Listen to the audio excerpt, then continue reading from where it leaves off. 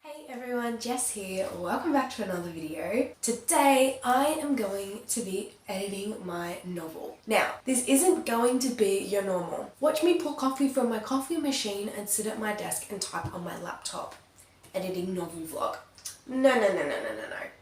In this vlog, I am going to be working on the world building in my manuscript through drawing inspiration from Arcane League of Legends. You ready? Let's go!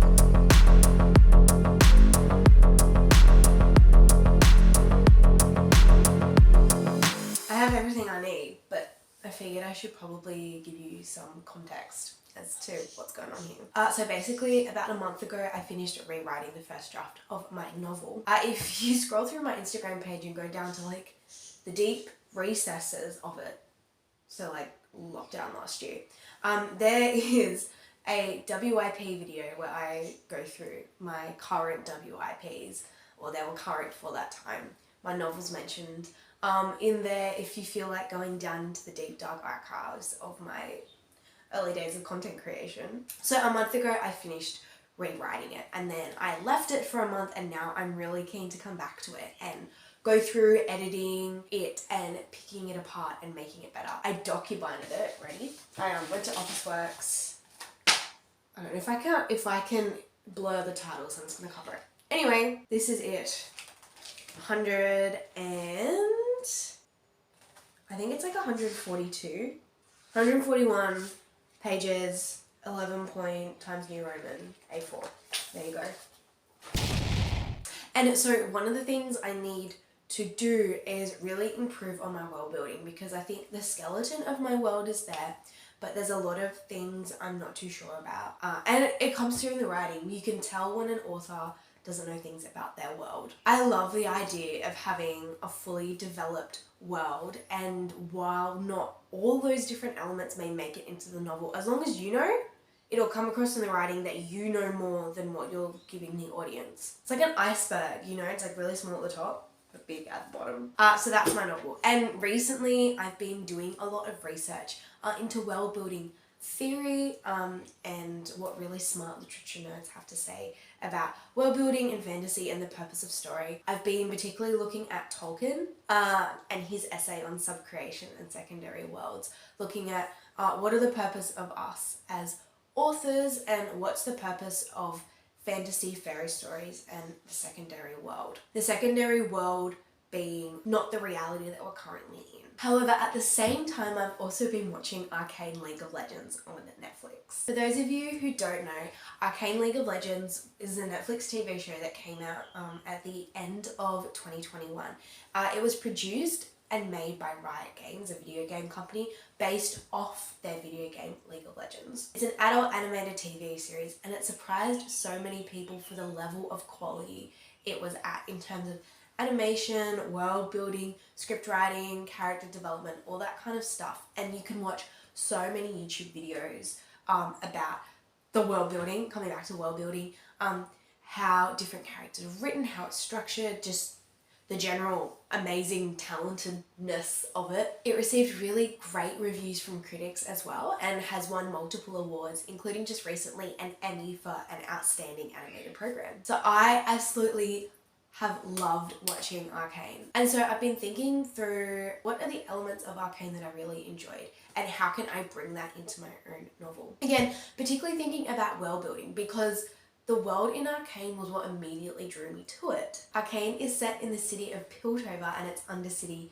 Zorn, and it's inspired by steampunk early 20th century aesthetic. That grabbed me initially, but as I've been researching, what you see that Arcane has done really well is a juxtaposition between Piltover and Zorn. Piltover, the upper city, is where all the upper class live, all the aristocracy. It's where the rule happens, it's where all the political decisions are made, it's where magic is developed. It's also the city of progress. Then you have Zorn, the undercity, the seedy underbelly, where there's lots of riots, gangs, kind of drugs or that kind of deep, seedy stuff. And eventually, as the story progresses, you have a conflict between Piltover, who wants to control Zorn, and Zorn, who says, no, we want you to look after us. We don't want you ruling over us in a kind of oppressive, violent retaliation kind of way. And so thinking about all of this, the Tolkien stuff, the Arcane stuff, the purpose of storytelling,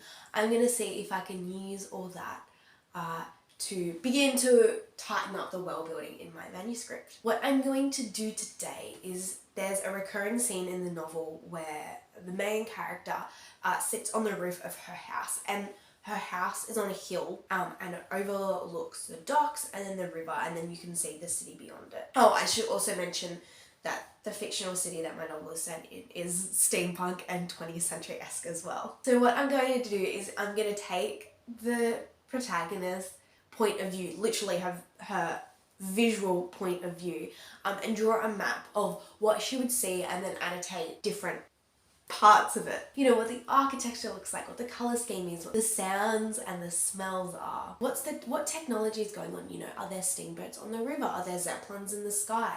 There's a bridge where the suburb that she lives in, there's a bridge that connects that suburb to the city. Is that going to be a bridge like in Arcane where important plot elements happen on it and it becomes a really key location in the series? A novel also has a magic system, so am I going to tweak it a bit so it's like hex tech in Arcane? I particularly really loved the Arcane magic system because hex tech and the hex cores, they're not something that people are born with naturally. It's not that in Piltover you have special, you know, magical beings, like for example you do in Lord of the Rings. The magic is very much something that's raw and unharnessed, and you have to experiment with it and work out how to harness it and how to use it for your own technology. It's something that the council sees as destructive and needs to be destroyed by them in order to protect their people. That was really interesting to me because often in fantasy series you see a lot of, I find, elemental magic and just a magic system that's ingrained into the world, and people not necessarily take it for granted, but it's just part of their lives. You have people born with magic, people not born with magic. You can have class divisions and that kind of sense. But the hex tech is like science, but magic. One more thing, and then I'll stop rambling and actually get onto the writing part. I was looking at a lot of the differences between League of Legends lore and Arcane. So for those of you who don't know, as I mentioned before, League of Legends is a video game, and while most of the video game is fought in a forest, you can take on different characters. There's a lot of universe lore, kind of like canon, that exists outside of the video game and that players can read up on. And so what Riot Games did, what the creators did, was they took the lore from League of Legends and then changed it and tweaked and added to it and brought that across into Arcane and tweaked it in a way that was more appropriate to the story. So thinking what Riot did with League lore, I'm going to see if I can kind of transfer that into mythology and how I can draw on mythology in my world building. Lots of this novel takes on Greek mythology just because, you know, it's fantasy, so why not? So I'm going to see if I can incorporate different elements of Greek mythology in the world building, you know, in the architecture, in what you see, that kind of stuff. Anyway, I am going to stop rambling now. I'm going to get the hair out of my face. I'm going to go get a drink of water because I'm really thirsty. And then I think I'm going to set myself up outside and we are going to try and work on my novel using the inspiration of Arcane.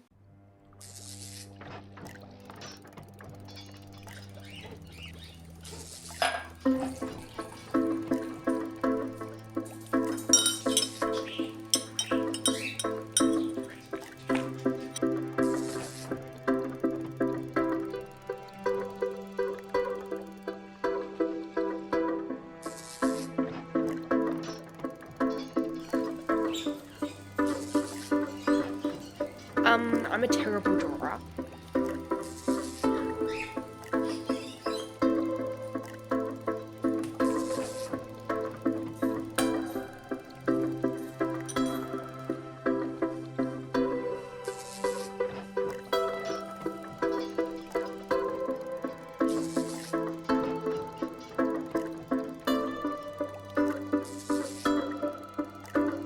drew the river bridge and a steamboat because protagonist's father is a merchant. So yeah, I've drawn that, so I'm focusing on the trade.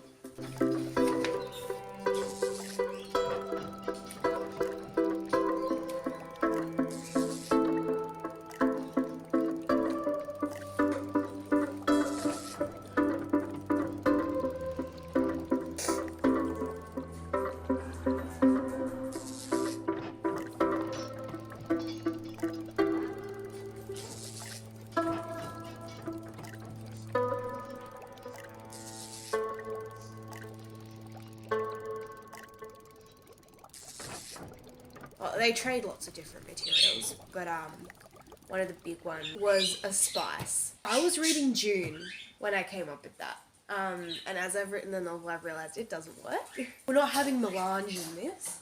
So my job right now is I'm working out, does that still exist? What's the point of that? It's not like melange in that it powers everything. It's currently in the novel, it's basically cinnamon, and you can either put it in tea, so like a chai, or you can take it as a drug and get high. I need to sort out what the deal with that one is. But anyway, little insight into the editing process. Okay, so I worked on this for about an hour. Didn't get very far. I go on a lot of tangents when I do stuff like this and when I write it all out. So like, I know, I just swing from one thing to the other because I'm like, oh, I had a thought about that, so let's deal with this. And also because you can't deal with A, no, you can't deal with B unless you deal with A, and it's just like, oh, I go all over the place. But I did work out some stuff with the city's identity. It's an empire, very much inspired by the British Empire. This city is very much inspired by London. In that sense, I was like, okay, my fictional city for this, it's not going to be like Piltover, because Piltover, the colours, it's very heavenly and angelic and light and like literally like cream coloured. And my city's not like that. It's very much more Industrial Revolution style. So I think kind of Charles Dickens, factory, like children working in factories, lots of steam, smokestacks, that kind of thing. So I was like, okay, it's not going to be like Piltover in that sense. Although I did start looking into what they trade and that whole thing with my whole spice thing. I'm like, because the idea of having it as an edible spice that you can get high on, like all the stuff with melange from June, it wasn't working. And so I was kind of like, well, maybe it's linked to the magic system. So then I started drawing on the idea of hex tech being something that you experiment with and you harness, and then, because my magic system's sort of like that, you don't experiment with it, but you have to harness it, you're not born with it. And then I was like, well, maybe this spice thing is linked to the magic system. And anyway, I don't want to give too much away, I don't want to say too much because I don't want to spoil it, and I'm still obviously not 100% clear on it, and it's a bit confusing if you don't know the book, and it would take a lot of explaining to do, which I would love to do someday. On the map, I didn't get very far. You probably can't even see it because I drew it so light, but yeah, I got the river, the steamship, and the bridge. I want to share this work kind of more tangibly at some point. I would love to be able to put out like an annotated map, like an interactive PDF kind of thing. Unfortunately, I'm not great at drawing, so I'm going to have to hunt down and find some free world building software online, which I'm sure I can do. That's what I got done today, and obviously this will be a continual work in progress, and I'll have to tweak things around, and then it will evolve, and like I'll need to sort out plot points to come up with that. Plot points, plot holes, you know, some plot holes you can leave open, you know, like why did C-3PO not recognise Darth Vader? But yeah, a lot of them you have to close. Anyway, that was my work today.